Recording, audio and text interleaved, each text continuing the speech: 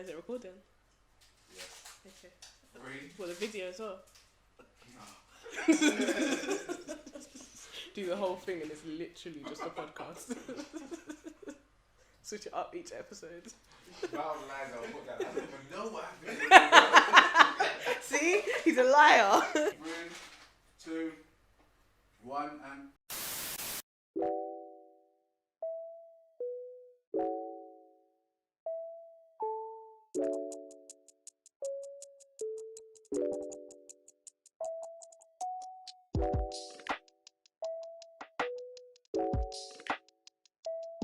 Today's guest, we have my mum, Claudia. Today's topic is going to be it's more of a sensitive subject. I want to keep it super transparent because I feel like that's how we'll be able to grow and people will be able to not feel so alone and to not feel like the world's on their shoulders type thing. So today's topic is called Mental Check, a guide to make sure you're mentally balanced. I'm going to give you a quick bit of information about my story with my mental health and how I've had to deal with it. So I've always pretty much had anxiety and depression from probably age 10. I'm really thankful because I do have a good support system. I have my mum, who's always been one to make me talk no matter what and to not allow me to switch off or to kind of bottle things up. So yeah, I got ill when I was 10, and then I got help when I was 10, and then I got ill again when I was 15, and then what else happened? And then I got better, and then I got ill. So basically I've always been up and down, but I've always known in what direction to go, and I've had support and guidance from doctors and stuff like that. So I just feel like a lot of the times when I've had conversations with friends and they're not really sure how to deal with certain things, or they are feeling low or anxious about things, they don't really notice what the actual problem is. They just know they don't feel happy today, or they just don't feel like they want to get out of bed and things like that. And I've kind of been like my friends' counsellors because I've been through therapy and counselling majority of my life. So I just wanted to make sure that people have like a guide and know how to deal with situations and not be so overwhelmed by it. So I brought my mum here, so she'll support me through this podcast to help support you guys. So yeah. Hello, Mum. Hello, Ethan. So I have some questions for you that I feel like will help enlighten some people as well, and also I'm curious about them because I know, so my mum works with what do you do? Tell me. So I work with people who commit offences. Yeah, so I just want to get straight into the conversation. I have some questions. So let's see. When I've been talking to like people or like trying to like help them in like whatever they're going through and things like that, trauma generally comes up, and not necessarily things like happening to them, but even like when I've spoken to like friends who are like involved in like gangs or involved in like stuff that isn't legal, stuff that's not legal, things will happen to them in situations like even just being around a situation traumatizes them, and they don't necessarily know how to deal with it or how to even like comprehend what's happened or what they've seen, or like, do you know what I mean, like just a bit confused about everything. And when it comes to trauma, like obviously you deal with that in your job, people who are coming and like they've done so much things throughout their life, and at the end of it, it comes down to trauma. How would you say the best way is to deal with that actual point before it spreads and like makes new branches of like more things to have to deal with? From any perspective, I think professional help is always helpful, even if it's talking therapy, not necessarily medication, but being able to talk those issues through from your past. Yeah. Professionals need to do that sometimes because it opens up emotions that have been locked away for some people. Yeah. And it's then about managing with those emotions and coping with them in everyday life. So for some people it really needs professional care, and it's not a quick fix. Yeah. It's going going to take time, maybe years. Yeah, 100%. So 100%.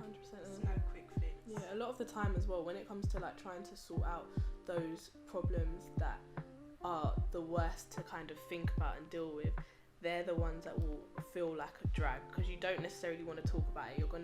I feel like this is where people get a bit confused as well. It's like when you're actually dealing with the problem at first, it's a lot of talking and it's a lot of repeating yourself and having to continuously go back to that painful situation or back to that event. And it's not an easy process, but it's a process that's really, really, really, really necessary if you're trying to actually deal with a problem and not have to like it come back into your life later on. I feel like just a top tip, if you're not necessarily sure how to talk about it, or you find it quite daunting to talk about it, sometimes just write it down, because then it's easier, I guess, because then you know that nobody's going to interrupt you when you're trying to explain it or something, because you just go, there you go, and they read it. Or okay, do you know what I mean? Yeah, that could work. If you're not happy with how you're feeling, and you've tried everything else, you've tried all of the self-help books, all of the things on Twitter, like all of those sort of things, if you're not necessarily trying to go to a doctor, there's other ways that you can try and understand or like work it out. But if it's not working, I always suggest go to the doctor, because I feel like if you broke your leg, literally, if you broke your leg, you go to the hospital to fix it and you get a cast and you get it mended. So if there's something not right with your mentor, then you should go to somebody who knows more about it, so you can get advice on what to do and where to go and stuff like that. Because at the end of the day, like people live without their foot or their toes or their leg or their ankle. Do you know what I mean? But like you can't really live without your brain. Like if you don't get that, it's not even funny. Jam's just in the back just laughing. If you don't fix or like get help, well, you're not gonna have a broken leg and walk around in pain knowing that you've got a leg that's twisted. Do you know what I mean? All twisted up. In the same way, if you're in pain because of how you're feeling, and whilst also you may not be able to deal with it yourself, because some people are so low it takes someone else to intervene, you know. But you still need that something to change. So how do you change it? You have to ask the experts sometimes. Okay, so I asked people if there was a guide to basically staying mentally balanced, what are the sort of questions you'd want answered in that book. So when I asked that question, I got a lot of responses back as usual. So the first question was, what do I do if I'm always feeling down and I don't know why? It's like I wake up every morning and I'm sad. Do you want to answer first? Well, as a mother watching that, one of the things that I need to do is get you up out of bed. Try and get you back into some sort of routine. And more importantly, take you to the doctor. Because maybe you're not in a state to help yourself at that point.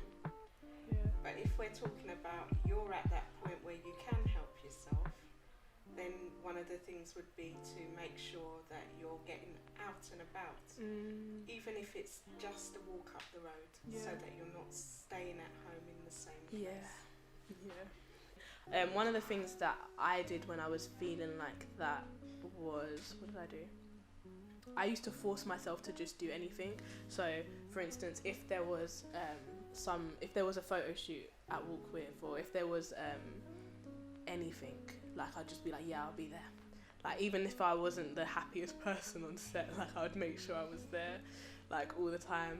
I'd just turn up at my sister's house and just sit there, just to be out of my environment. So I kind of forced myself out of my own environment and into somebody else's. I wouldn't necessarily, and I feel like from the moment that I'm out of my environment, I was lighter already, and I didn't bring the heavy feeling with me. I feel like when you stay in the environment that you're in, or just sit there and just don't move, or like stay in bed and just lay there and don't move, you're just gonna continue to feel heavy. It gets harder, doesn't it? With each day it gets harder and harder. harder. And you need to eat and drink water on regular occasions. Amen. Stay hydrated. Literally. Yeah. Okay. I really want to help that person because you do need to go to the doctor. Or, do you know what? Yeah. This is another thing. You don't necessarily need to go to the doctors. There's so many helplines. There's so many people you can call. I did that as well. Samaritans. I'm defo putting some numbers like here. Helpline numbers. It can be really daunting going to the doctors, especially if you don't feel like you have a support person that can help you, like home, like your mum or your sister or something like that. So that's the easiest option because you can do that in your cocoon and just make that call. You can cry, you can shout, and they'll get it. Let's answer another question. I know smoking weed is bad, but it's the only thing that makes me feel okay. I'm scared if I stop I'll feel worse. How do I deal with that? Like any habit. It's a habit. Smoking weed doesn't necessarily have a physical addiction, but like any habit, it's something that you do on a regular basis, and it's just breaking that habit and working out other things you can do to fill that space. It takes at least a month before you start feeling those substances coming out of your system, and once that occurs, then you'll start feeling your true self, and if there are issues, those will come to the forefront, you know. So it's really just about breaking a habit like you would with anything else. Yes 100%. Obviously if you watched the podcast before, you'll know I used to smoke. I don't anymore. This is the main reason why.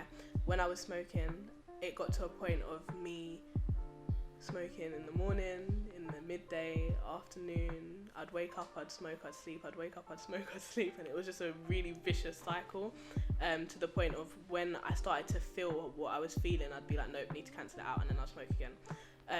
And then when I remember, who was I speaking to? I can't remember. I used to always be like, yeah, I'm gonna stop, and then wouldn't. And then I remember I was talking to my sister, and I said, shout out Katisha Marie. Big music soon come. I was talking to my sister, and she was saying, basically I just need to stop and like rip it off like a band-aid. And as soon as I stopped smoking, it was awful. Like I felt everything. Like I didn't know how to even like it was just awful. I felt every single feeling that I didn't want to feel.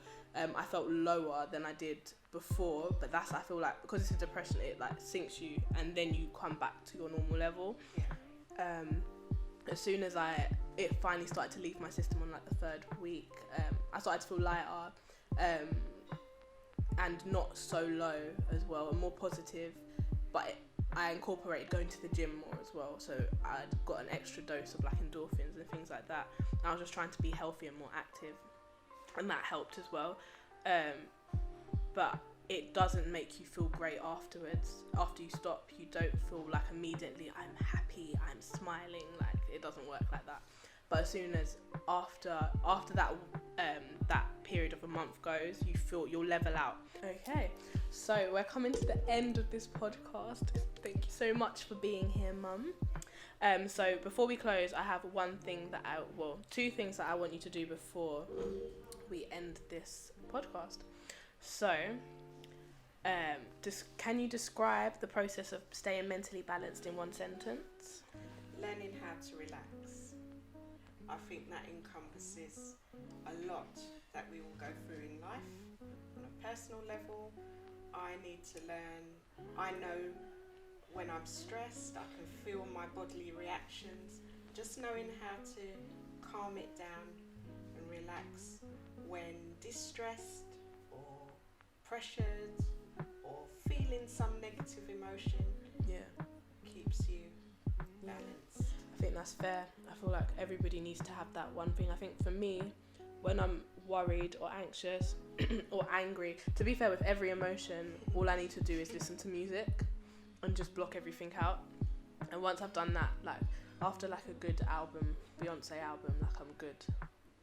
Usually I'm listening to that as well then. Yes. And the last question is, I want you to give one piece of advice to anyone who feels like something is wrong with their mental health. Yeah. Isolation is never the answer. So speak to somebody you feel safe to do so with. That's really important. Don't isolate yourself. Yeah, 100%. I think that's very, very true. And then there's always some, and I feel like one piece of advice as well, is that when people love you and care about you, you're not a burden. Like, no matter what, even if like you feel like you're being annoying, you're not a burden, and it would upset them more if they find out that something's not right and it's too late. And you didn't say, yeah. So 100%, you're not a burden, and never feel like you are, because you are loved, you are special, and you have purpose. Your life is purposeful, no matter what. So yeah, just had to say that. Someone needed to hear that. I know someone needed to hear that. Everyone needs to hear that. Yeah, Jam, I'm looking at you. You needed to know that you're purposeful. Okay. Okay. So thank you, Mum, for being here. This is really nice. I've always wanted to do something with you, media related, my love. So if you're watching on YouTube, be sure to share, like, subscribe, and hit the notification bell, because me and my team do a lot of projects. So whatever we do, it's always fire. So you need to hit the notification bell so that you're always alert and you're not missing out. So yeah, all of the socials and everything will be below. So thank you for talking with us, and I'll speak with you next time. Bye.